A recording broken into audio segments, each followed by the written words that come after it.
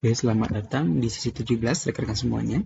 Sesi ini adalah sesi terakhir sebelum kita masuki ujian akhir semester. Oke, sesi 17. Bagi rekan-rekan yang telah mendownload, silakan mendengarkan sambil melihat video yang telah direkam ini.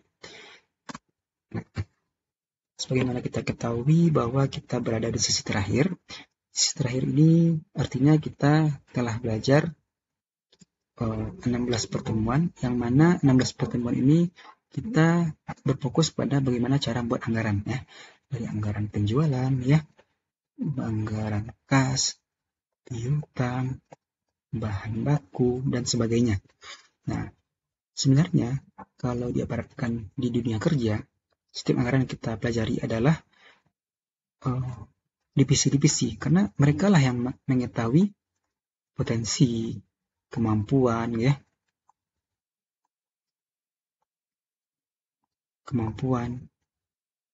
bagaimana mempunyai menjual itu seperti apa, kemudian di pabrik itu produksi seperti apa, ya, karena divisi atau bagian yang mampu mengerjakan itu, bukan manajemen. Manajemen adalah targetnya segini, bisa nggak dikerjakan, mampu nggak segini, gitu ya. Tenaga kerja, ada nggak tenaga kerja kita, ahli nggak, gitu ya. Kalau harus lembur, ya itu dia dianalisa. Nah, kemudian dari 16 pertemuan ini kita rangkum menjadi apa? Master budget. Nah, sebelum ini di sesi 16 kita belajar master budget. Master budget adalah kumpulan dari ini semuanya, ya, yang kita jadikan satu, namanya master budget secara komprehensif. Apa itu komprehensif? Yaitu utuh. Kalau ibarat badan kita ada kepala, ya, ada kaki, ada tangan, ya, dari kepala hingga kaki, nah utuh, ya. Jadilah komprehensif itu sempurna. Oke. Kemudian kita masuk. Nah, konsep dasarnya ada 4, ya, sebenarnya ada 4. Saya tulis typo. Nah, seperti biasa ada konsep dasar. Ini memudahkan kita dalam membuat analisis nantinya. Jadi saya terangkan dulu bagaimana cara teori-teori itu bekerja sehingga bisa membuat praktek hitung-hitungannya. Cukup mudah sesi ini. Oke. Ciri penting. Nah, bagaimana pentingnya laporan kinerja itu, ya? Kinerja itu kapan? Nah, seperti ini. Anggaran di tahun 2021 gunanya adalah untuk 2022, ya. Nah, kinerja kita di tahun sekarang 2023. Artinya selama dari anggaran dibuat 2021, artinya untuk berkinerja di 2022. Selama itu, selama 1 tahun, ya, selama 1 tahun, artinya kita beroperasional, ya, berkinerja, ya. Pasti ada naik turunnya, pasang surutnya. Nah, itu disebut dengan dinamis, atau ada dinamikanya, ada sesuatu yang berubah, ada pertambahan, ada pengurangan, ya. Sehingga itu yang kena kita analisa, apakah ada kendala, ya, apakah ada hambatan, apakah persaingan berubah, ya.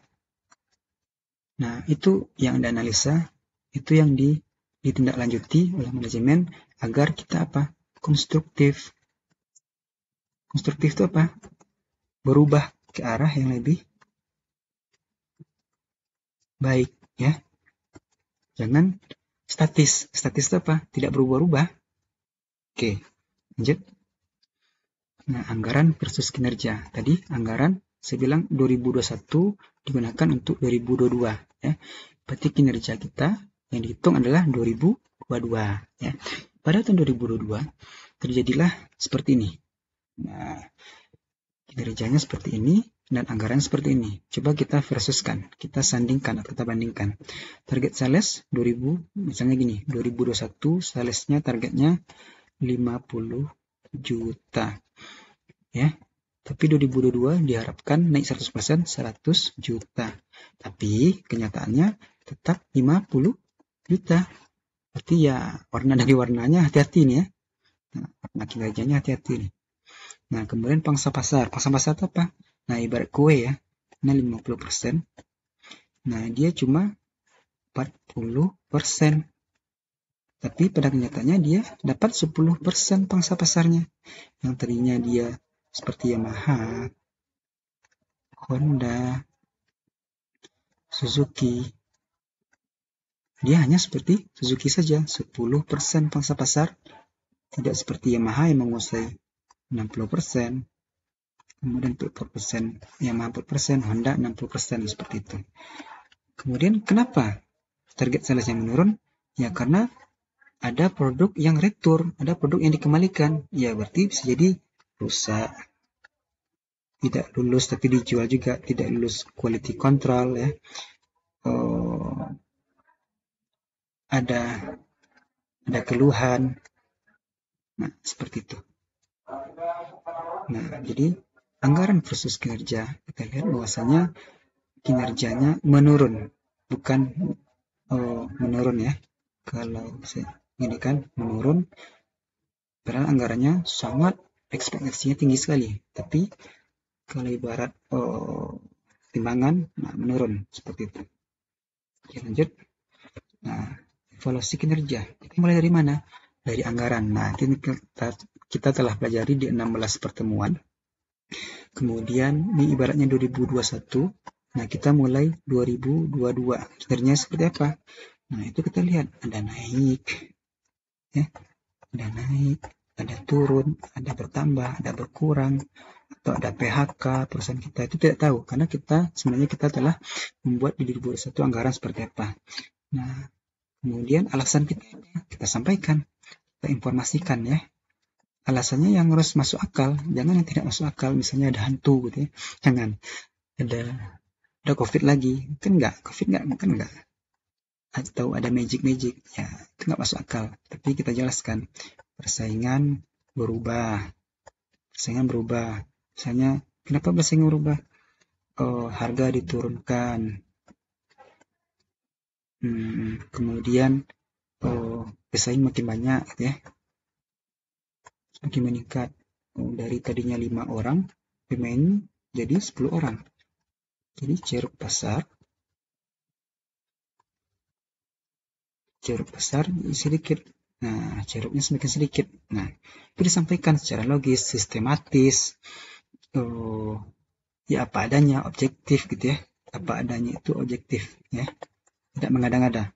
Kemudian terakhir adalah manajemen lah yang membuat kebijakan dari feedback yang telah disampaikan tadi. Bagaimana tindak lanjut, koreksi, misalnya ada yang rusak, diteliti dulu kenapa rusak. Kemudian ada keluhan. Nah, koreksi lagi, evaluasi lagi, baru tindak lanjut. Itu feedback dari semua divisi gitu ya. Semua bagian didengar oleh manajemen. Kalau manajemen yang arif, yang bijak, yang profesional, ya mereka akan membuat evaluasi yang korektif, tidak marah-marah saja. Karena peta persaingan udah berubah gitu ya. Karena COVID orang berubah, bisnis semuanya berubah seperti itu. Dari yang tadinya offline, orang jadi online. Bayangin, belajar apalagi ya, les apalagi, semuanya berubah. Jadi manajemen jangan statis, harus dinamis, harus adaptif. Kemudian kita setelah mengetahui itu, topik kita selanjutnya adalah konsep dasar laporan kinerja atau LK ya. Nah, saya singkat LK saja biar memudahkan dalam penyampaiannya. Sekarang konsep dasar. Laporan kinerja itu berasal dari mana? Dari pengendalian. Karena kalau tidak dikendalikan perusahaan itu, maka akan centang perenang, akan ke semua jalur. Nah, semua jalur panahnya. Tapi kalau ada pengendalian, satu jalur untuk mencapai tujuan, ya. Tujuannya bintang, jadi bintang berapa gitu ya. Nah, capai tujuan perusahaan seperti itu. Nah, pengendalian dilakukan sebagai pengantar dulu ya, oleh manajemen secara berkelanjutan, tidak hanya satu persatu, Tidak hanya 1 tahunan, 3 bulanan, ya, 6 bulanan, 1 tahunan, tidak. Tapi ya berkelanjutan, yang mana harus ada adaptif. Dulu aja kendaraan itu dari apa? Dari uap, gitu ya. Kereta api dari uap, kemudian dari minyak, kemudian batu bara. Sekarang dari listrik. Nah, adaptif, ya gitu ya. Gitu juga perusahaan berkelanjutan, yang mana harus adaptif, dinamis, dengan statis. Evaluasi dapat sana jika nah, setelah dilakukan evaluasi terhadap masing-masing bagian, maka masing-masing manajemen memberikan feedback. Nah, feedback itu harus dilakukan perbaikan, harus diterima dulu dan memberikan usulan yang baik agar ya tujuan perusahaan tercapai. Walaupun tujuan perusahaan nantinya berubah, tapi tujuan perusahaan adalah apa? Pasti laba dong, laba naik, ada bonus. Nah itu telah dianggarkan sebelumnya. Oke. Nah, tujuan feedback adalah seperti ini, replanning atau mengulang kembali, ya, mengulang kembali rencana awal. Rencananya misalnya 100 juta, ya, tapi karena ada dinamika politik, dinamika ada peperangan gitu ya. Itulah logisnya pasti kita di tengah-tengah lah, 75 gitu ya. 75% atau 75 juta.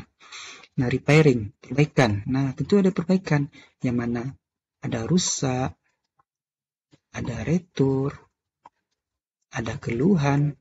Tentu kita perbaiki ini semuanya. Repairing, ya. Nah, tools yang dipakai atau alat yang dipakai adalah bernama laporan kinerja perusahaan, ya. Saya hapus dulu. LPK, nah, agar mudah penyebutannya nanti. LKP, terbalik. Nah, LKP adalah suatu daftar yang berisikan perbandingan antara anggaran. Nah, tadi dijelaskan ya, ada gambar timbangan, perbandingan atau versus tadi ya, anggaran atau perencanaan awal dengan apa? Hasil aktual, hasil yang sebenarnya yang telah dikerjakan, yang telah dioperasikan, ya. Bisa itu turun, bisa naik, ya, bisa plus atau minus. Secara komprehensif, itu secara utuh. Yang saya bilang tadi, ibarat badan ada kepala, ada tangan, ada kaki, utuh. Nah, kemudian ada enggak penyimpangannya? Ada plus minusnya, ada naik turunnya.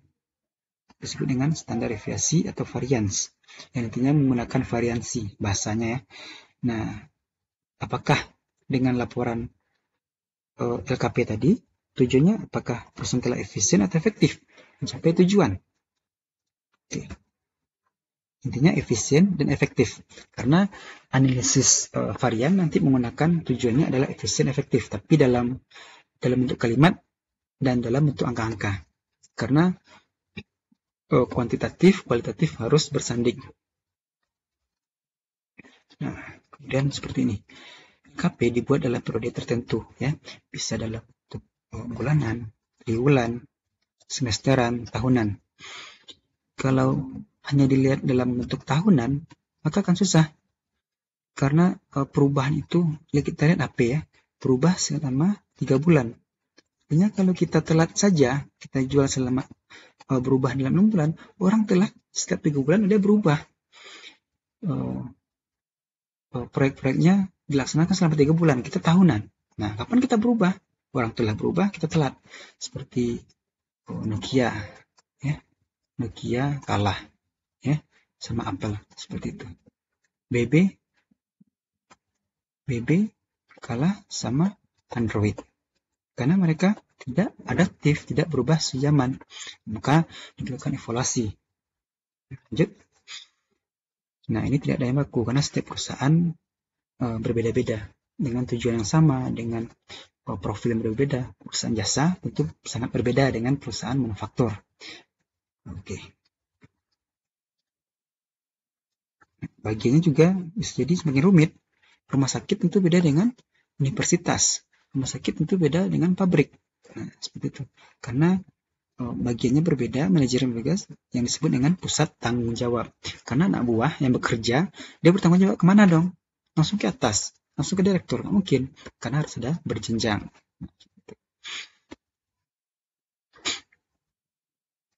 Jadi pentingnya laporan kinerja. Buat apa kita buat laporan kinerja ini?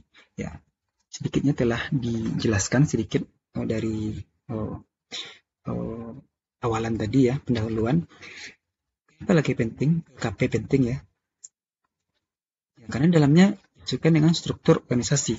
Struktur apa? Ya, kalau dia ramping ya bagus. Berarti ramping itu maksudnya apa? Dari anak buah atau staff ya, bisa langsung bertanya kepada direktur. Berarti setiap informasi yang ada di staff langsung disampaikan direktur. Ya bagus. Tapi ada yang gemuk. Seperti pemerintahan kita ya. Dari jorong. Dari jorong hingga menyentuh presiden saja susah kan, kecuali presidennya yang datang ke jorongnya ya. Makanya tanggung jawab itu penting, karena dengan tanggung jawab kebijakan langsung bisa dibuat untuk beradaptasi, untuk membuat konstruktif, membuat lebih baik. Kemudian dirancang untuk menjalankan prinsip manajemen pengecualian. Nah, ini PR nih, ini pengetahuan seperti apa yang disebut dengan manajemen by exception. Nah, apa ayo silakan dibaca sebagai penambah pengetahuan, bisa di googling kok. Yang jelas kinerja itu dimonitor oleh manajemen. Nah, gitu ya. Tapi apa lebih jelasnya silakan dibaca PR ya. Evaluasi secara berkala atau berulang ya tentu saja. Tapi jelaskan di slide sebelumnya bahwasanya laporan kinerja dievaluasi tidak hanya setahunan, tapi bulanan bahkan. Ya, setiap masalah itu langsung, karena kita anggarkan sudah ada loh tahun kemarin, kenapa berubah nih, kenapa ada dinamika, ada perubahan, ada penambahan, pengurangan, ini ada masalah. Kemudian dibuat secara sederhana, orang mengerti bahasa kita, mudah dimengerti ya, dan melaporkan yang penting saja, yang tidak penting tidak usah, misalnya tentang gosip, tidak perlu ya, karena kita poinnya adalah kinerja. Kalau dia suka bergosip, ada gosip yang tidak jelas tapi dia memiliki kinerja, ya tidak masalah. Itu yang disebut dengan profesional. Kita harus memisahkan kepentingan pribadi dengan perusahaan. Selagi dia berkinerja, ya tidak masalah. Akurat dan dirancang mengetahui penjelasan penting. Nah, laporan kinerja harus akurat. Karena kalau 5 tertulis, ya hasilnya harus 5. Walaupun nantinya 4,5, tapi angkanya harus akurat. Kenapa? Karena kalau kita bilang, enggak deh Pak, 3 aja deh, atau 2 aja deh. Nah, dengan kalimat aja deh itu, berarti tidak pasti dong. Tapi walaupun berkoma-koma, berarti ada kepastian. Ya, harus akurat intinya. Jangan dikira-kira intinya. Yang dirancang atau disusun untuk disampaikan dengan segera. Nah, ini jika ada perubahan, ada masalah, langsung disusun atau dirancang dengan segera. Jangan berlama-lama. Karena perubahan itu sekarang adalah trennya 3 bulan ya, seperti HP. Terakhir, adanya semangat untuk perbaikan. Tentu saja ya. Semua orang individu dalam manajemen itu, dalam perusahaan, harus bersemangat untuk perbaikan. Ya, sudahlah, itu urusan manajer. Nggak boleh. Karena semua orang harus merasa ada perlu diperbaiki. Jangan dibiarkan biasanya seperti ini. Enggak. Kebiasaan itu tidak boleh. Tapi berubahlah untuk kebaikan. Nah, prosedur tidak lanjut. Jadi, sedikit saya buat bagannya ya di awal tadi seperti lingkaran tadi. Nah, tahap selanjutnya adalah prosedurnya adalah adanya penyimpangan. Nah, ini telah berkinerja ya. Kan ya. Kita membuat anggaran, kemudian ada kinerja, anggaran 10 misalnya kinerja seminggu. Nah, ini disebut dengan penyimpangan atau variance. Nah, penyimpangannya apa? Minus 5. Nah, seperti itu. Nah, ini tadi telah sesinggung dalam bentuk bagan. Prosedurnya memang gimana? Prosedur pertama adalah manajer harus tahu dengan cermat. Oke, dengan cermat itu seperti apa? Ya dia harus pandai. Jangan suka dibohongi sama bawahannya. Ya, apa nilai yang tinggi, apa nilai yang rendah. Dia harus tahu. Nah, dengan informasi yang harus ada itu, dia tahu sedetail mungkin, ada nggak barang terjual, ada nggak barang yang tersisa lagi, ya, barang tersisa. Jadi harus tahu nilai tinggi ini apa, nilai rendah ini apa, kenapa barang di gudang itu banyak. Dia harus tahu. Dia manajer, berarti dia pernah di bawah. Oke. Penyampaian tentang kondisi. Nah, dengan informasi ini harus ada penyampaian kondisi kinerja, ya. Jadi bilang bulanan, ya.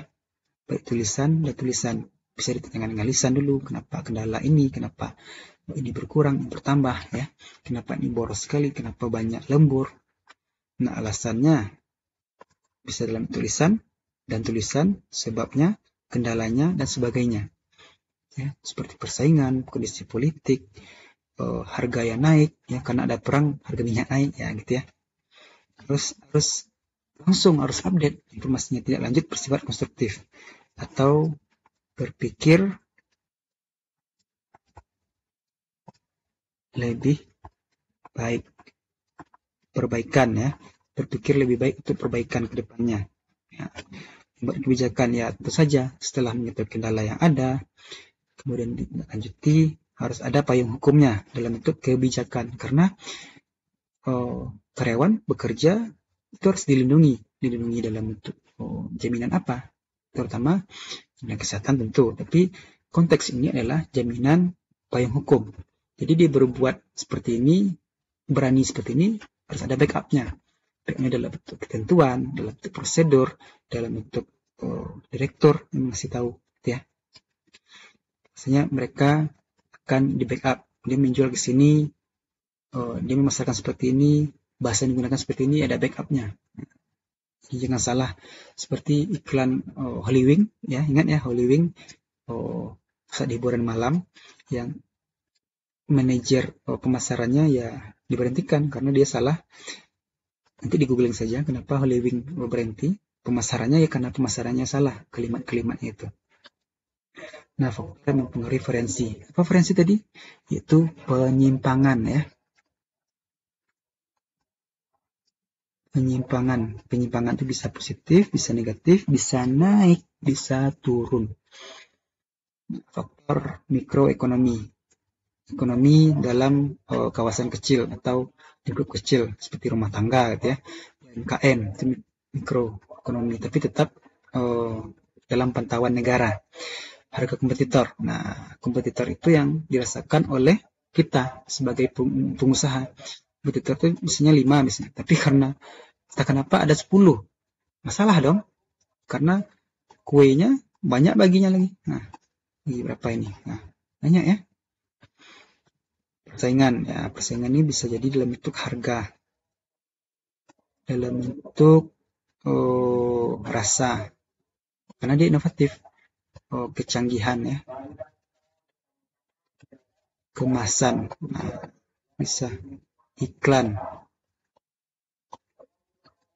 Bencana. Nah, bencana ini bisa kita kategorikan Gunung Merapi, di mana kita lihat di Jawa sangat pengaruh sekali karena pabrik banyak di Jawa. Kemudian COVID, ya. Semua negara merasakan, tidak hanya Indonesia. Nah, supply chain. Nah, ini karena ada perang bisa jadi, ya. Karena ada bencana ini bisa jadi rusak jembatan, ya. Supply chain apa? Rantai pasokan, ya. Kita menjual bantal tapi kapasnya berada di Singkara ada bencana. Nah, seperti ya. Kita membuat kuaci, tapi kuacinya dari biji matahari yang ada di Ukraina sedang perang. Nah, seperti itu analisanya sampai ke sana. Walaupun itu jauh sekali, ya. Nah, faktor makro, faktor di luar yang ada di sini seperti apa? Kondisi ekonomi negara. Nah, politik. Kalau tahun pemilu, ya, tahun pemilu berarti akan ada, bisa jadi tidak stabil negara kita. Kayak kemarin ya, ada dua kubu ya, kubu satu, kubu nomor dua. Sehingga orang yang ada di kubu ini maka akan didukung semuanya. Yang satu lagi dibully ya, dipersekusi. Nah, kemudian ada makar juga. Makar apa? Seperti kita lihat di negara Iran sekarang ya. Iran mereka makar itu adalah perebutan kekuasaan. Turki kemarin ya, Turki. Di mana tentara mengambil dari Presiden Erdogan. Nah, seperti itu. Nah, itu juga Rusia. Dia tidak mau bergabung, Ukraina tidak mau bergabung ke Rusia. Nah, suku bunga emas sentral. Nah, apa ini pelajaran pengantar ekonomi ya. Jika menaikkan suku bunga, apa dampaknya? Menurunkan suku bunga, apa dampaknya? Kemudian kalau ada inflasi, suku bunga gimana? Nah, gitu ya.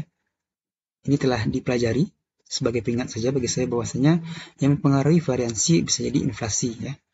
Kalau inflasi naik, inflasi ada berarti harga naik. Maka supply chain juga akan naik, bahan baku akan naik ya. Bagusnya kita kemana kalau inflasi naik? Kita tidak menjual atau gimana? Nah, itu kebijakan yang akan dilakukan yang dibuat oleh manajemen. Dia harus membuat sesuatu itu harus logis. Jadi targetnya ya harus logis dong. Jangan asal-asalan, nanti membunuh anggotanya lagi. Kita harus menjual 1 triliun. Padahal kondisi negara amburadul. Nah, harga komoditi. Komoditi ini apa? Barang-barang yang unik. Barang-barang yang komoditas bersifat seperti ini. Emas itu komoditas. Minyak bumi. Komoditas ya. Barang rempah-rempah komoditas. Atau disebut dengan barang ekspor-impor ya. Nikel gitu ya. Nah, sekarang harga emas mana? Masih turun ya. Masih turun. Karena emas itu akan mempengaruhi inflasi, kebijakan lain. Nah, harga rumah akan naik. Nah, banyak. Itu harga komoditi, apalagi BBM sekarang ya. BBM itu dipengaruhi oleh perang katanya. Sehingga menyebabkan ya dengan harga Pertalite naik sekarang aja menyebabkan harga kita naik, bahan baku naik, ongkos naik, dan semuanya naik. Dan bahkan UMP juga ikut naik ya. Harga bahan baku dalam ini gandum ya, naik. Nah, kita mulai analisis variansi. Metode yang digunakan adanya penyimpangan atau tidak ya. Nah, itu maksudnya analisis variansi itu adalah metode ya. Yang digunakan untuk mengetahui adanya penyimpangan atau tidak. Ada plus, ada minus, ada naik, ada turun. Analisis ini berisikan laporan hasil ya, aktual dengan sasaran atau anggaran yang telah dibuat sebelumnya. Oke, semoga paham. Lanjut.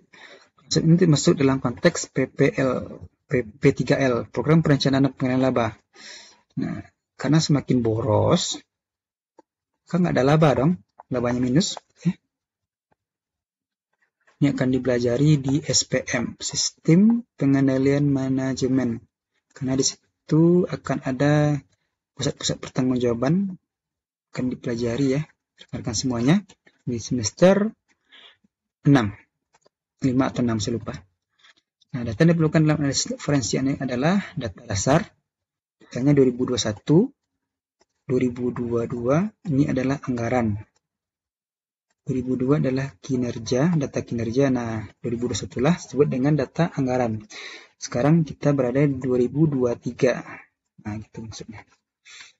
Data aktual, data kinerja ini, kalau kita coba ke sini, data 2022. Paham ya?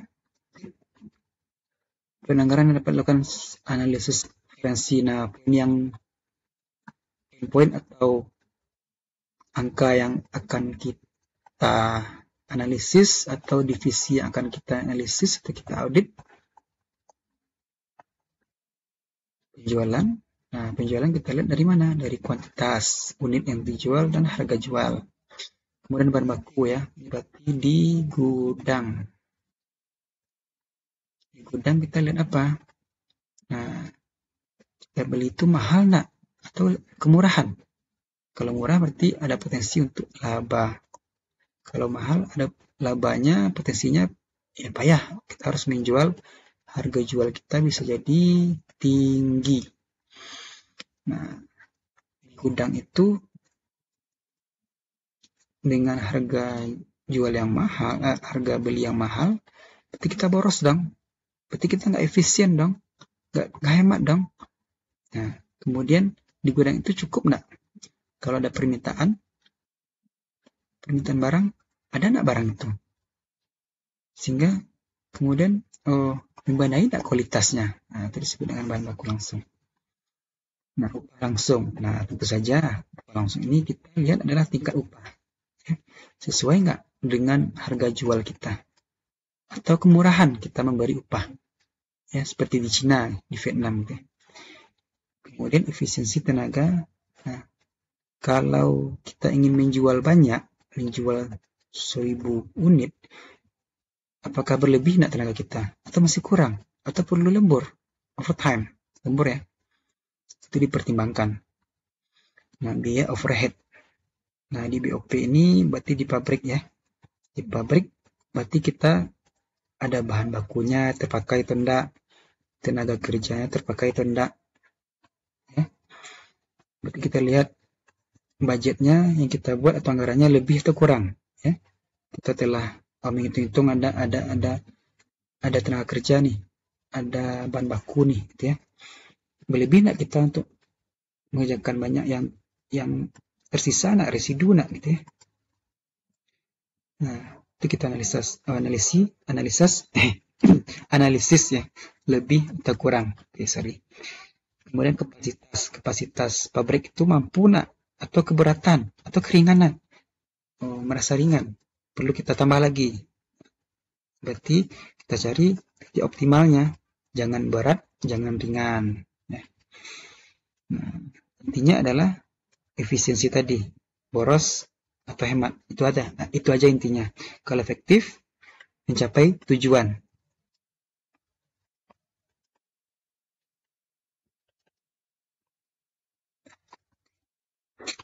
Nah, penjualan. Referensi tadi topiknya adalah penjualan. Rumusnya adalah S ini adalah sesungguhnya, A ini adalah anggaran. Nah, mari kita lihat. Untuk mencari referensi kuantitas, nomor 1 ini, rumusnya adalah KS kurang KA bagi dengan HA. Adalah 5.500. Nah, ini positif. Dari sini saja kita lihat positif. Kalau dia negatif, pasti dia angkanya misalnya 5.500 ya. Nah, berarti ada sebenarnya kita lihat di sini sudah bisa sebenarnya. Tapi kita melihat berapa variansinya, berapa penyimpangannya. Nah, ini dari 10.000 menjadi 10, 2, 20. Ya tentu naik dong, tapi angkanya gimana? 5.500. Jadi tidak dikira-kira ya, tapi akurat. Nah, itu tadi. Akurat. Nah, gitu juga harga jual. Gimana cara melihat referensinya? HS. Nah, ini HS-nya 26.000 kurang HA 25.000 kali KA. Ini KA. Dapatlah 10.000. Dia plus ya, ingat ini plus berarti ada variansi yang bagus. Analisanya gimana? Anggaran kita anggarkan 25.000 dan sesungguhnya 26.000. Jadi pasar mau menerima harga naik, harga yang lebih tinggi dari kita anggarkan. Tidak apa-apa, tapi kita bagus ya. Nah, ini bahan baku lagi ya. Bahan baku gimana? Ya, intinya sama. Ini ini harga ya. H itu harga, HA ini HS. Nah, ini KA, ini KS. Intinya sama tadi. Ini kurang ini kali ini ya. Itu kalau untuk kuantitas. Harga beli gimana? Nah, ini harga beli. Ini dikurang ini kali KA ya. Oke, dapat ini dia. Oke, ini bisa dilihat aja nanti gimana cara di Excel-nya akan saya berikan atau tidak perlu ya. Cari sendiri aja. Mudah ini. Nah, analisanya berarti dibuat dalam bentuk kalimat. Bebas. Yang penting dengan adanya plus ini, berarti bahan baku yang kita beli,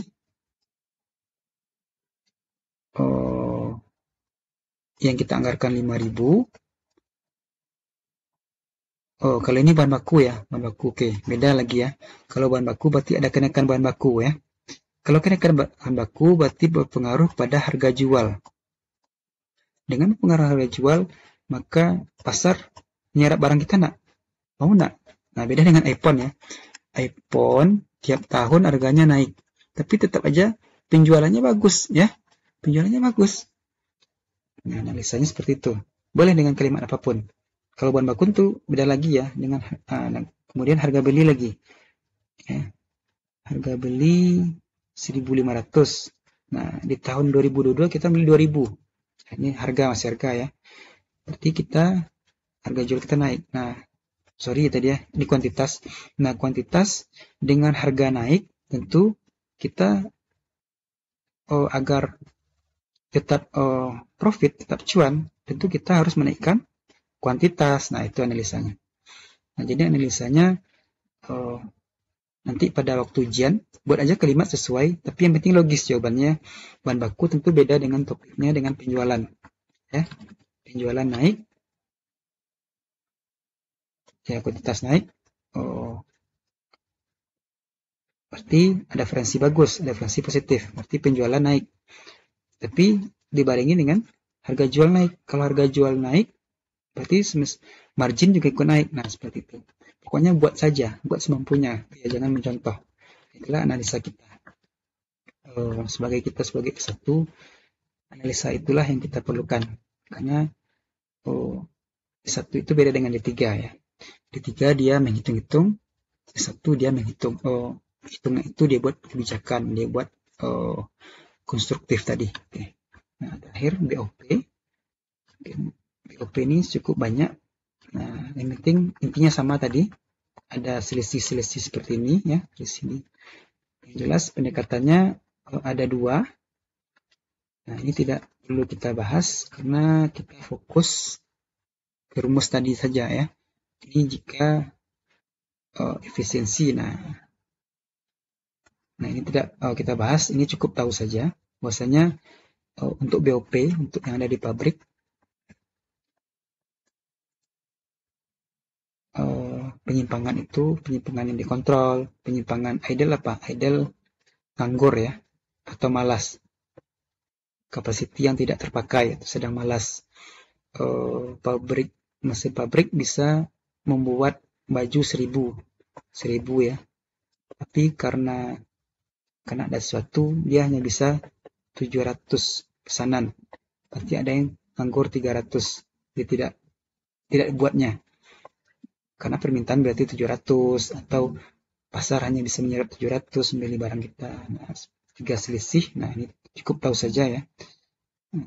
Ada 3 poin juga yang jelas efisien. Oke. Cukup tahu saja. Nah, ini analisis ini perlu juga nih. Makanya saya buat. Nah, horizontal itu apa? Kalau ada garis, ini vertikal, ini horizontal ya. Mendatar dari kiri ke kanan disebut horizontal. Dari bawah ke atas vertikal. Nah, kita fokus pada horizontal. Nilainya menunjukkan 100% atau plus 1, 100 tambah plus 1, maka ada perubahan lebih baik. Maka ada variansi, ada penyimpangan lebih baik dari anggaran. Itu dalam laba rugi. Ya. Dalam laba rugi, kalau 100% berarti tetap tidak ada perubahan. Ya. Nah, kalau dari angkanya saja sebenarnya telah kita lihat dari angka 6 ke 8 berarti ada kenaikan 2 ya. Tapi dalam bentuk persen gimana? Secara akuratnya seperti apa? Nah, 133%. Itu juga, nah penjualan triwulan 1 2022. Tapi di sini coba cek. Ini geser dulu. Penjualan berkurang ya. Nah, di sini 100%. Sebenarnya saya bulatkan nih. 99%. Nah, ini kita buktikan 99% karena ada penurunan itu tadi ya. Tapi karena beban semakin mengecil, ya tentu tetap berlaba dong. Ya, gitu ya. Oke, itu analisanya. Nah, cara analisanya adalah ada penurunan laba, terserah pokoknya dari mana kalian lihat, dari labanya naik atau turun, atau dari beban operasional, atau dari keseluruhan penjualan kalian lihat ada kenaikan 100%, ada HPP kenaikan atau penurunan, ya. Pokoknya setiap poin harus ada angka, harus ada analisa dalam bentuk kalimat. Itu yang saya inginkan dalam saat ujian nanti, ya. Beban bunga bisa jadi karena ada beban bunga, kalau dia tetap tidak perlu analisa, ya, tidak ada ketetapan, ya. Beban bunga karena selama 3 tahun beban bunga tetap dong, ya, karena kita berjanji selama dengan bank 3 tahun, ya, bunga selalu tetap seperti itu. Nah, ini dalam bentuk neraca. Yang kuning-kuning ini ada perubahan, ya. Ya, berarti kasnya ada naik. Nah, itu analisanya, ya. Naiknya kenapa? Ya, berarti bisa jadi penjualan naik, berarti kas juga naik. Nah, piutang berkurang. Kalau piutang berkurang bagus atau jelek? Bagus dong. Berarti kita memperoleh uang yang ada di orang dibayarnya. Yang piutang jadinya 105 jadi 100. Berarti kita ada penagihan, ada uang masuk. Nah, presiden kita juga. Presiden kita pertahankan dalam angka 21 juta. Tidak menurun, tidak naik. Ya, agar kita bisa menyerap pasar. Kalau pasar minta langsung kita ada. Seperti Honda, ya. Sekarang aja Honda sama Yamaha, motor, ya. Inden. Kenapa? Karena permintaan tidak ada. Buat apa dia membuat barang tidak ada permintaan? Sekarang inden sebulan. Dia membuat sekarang berdasarkan permintaan, order, ya, buy or order. Nah, investasi. Nah, sekarang karena penjualan berkurang gitu, ya, berarti dia menginvestasikan ke saham. Ini misalnya kita ke deposito. Ini kan lagi dari 20 juta. Kan naiknya seperti ini. Pokoknya ada perubahan-perubahan. Nah, ini menarik. Akumulasi seharusnya tambah lama tambah naik, ya. Yang akhirnya akumulasi akan mendekati angka ini 3.700.000. Akan mendekati angka 2 juta. Akan mendekati, kalau masih lupa gimana teorinya, diingat lagi, dia namanya akumulasi pertambahan, ya. Nah, kita lihat aktiva 9 juta 14 menjadi 9 juta 282. Artinya ada penurunan. Penurunannya berapa? 99%. Nah, itu juga utang. Utang ada penurunan, ya. Utang terus turun, ya. Jangan semakin lama semakin naik. Karena perusahaan yang baik tentu memanfaatkan uangnya. Tapi uangnya untuk apa? Untuk membeli persediaan, untuk membeli bangunan, untuk membeli mesin. Tapi utangnya yang digunakan untuk konsumtif salah. Yang jelas di sini utangnya semakin rendah. Ya bagus dong. Berarti dia berkomitmen. Dia tidak melanggar janji. Begitu juga utang jangka panjangnya juga menurun. Nah, ini bisa dilihat secara total 80%. Ya. Ada penurunan. Nah, ini beda, ya. Maksud dari kenaikan di sini dengan penurunan di sini beda. Kas naik bagus. Kalau utang naik menjadi plus, salah dong. Seharusnya harus menurun. Itu baru baik. Nah, terbalik, ya, logikanya. Oke. Jadi ekuitasnya harus sama, harus balance, ya. Kiri kanan harus balance. Itu saja analisis varian. Ini akan masuk atau tidak dalam ujian akhir. Silakan dibaca, silakan dipersiapkan materinya. Itu saja. Mohon maaf jika ada kesalahan. Assalamualaikum warahmatullahi wabarakatuh.